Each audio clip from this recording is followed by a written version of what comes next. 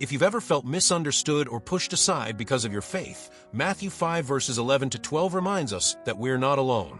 Jesus connects us to a long line of faithful people who stood firm and spoke truth, even when it cost them. Being part of that legacy may be uncomfortable, but it's also deeply honorable. Matthew 5 verses 11 and 12. Blessed are you when people insult you and persecute you, and falsely say all kinds of evil against you because of me. Rejoice and be glad, for your reward in heaven is great.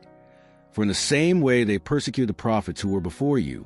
Matthew offers a striking perspective on suffering, especially when that suffering comes as a direct result of following Christ. I have found that this passage speaks differently depending on the season I am in. When life feels chaotic or hostile, it becomes a promise that my pain is not wasted. It reminds me that insults, rejection, and false accusations are not signs of failure, but markers of alignment with something far greater than myself. In those moments, the idea of a heavenly reward brings comfort and clarity.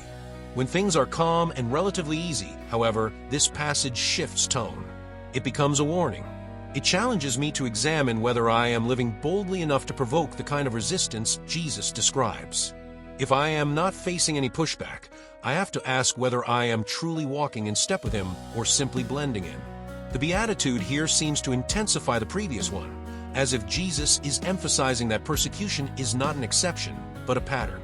It is part of the legacy of those who have spoken truth and lived faithfully. What strikes me most is the sense of belonging this passage offers. To be insulted or mistreated for Christ is to join a long history of prophets and faithful witnesses who have disrupted the status quo. These were not polished celebrities or cultural icons. They were often misunderstood, rejected, and seen as outcasts. Yet they were the ones who carried the message that changed the world. I want to be counted among them.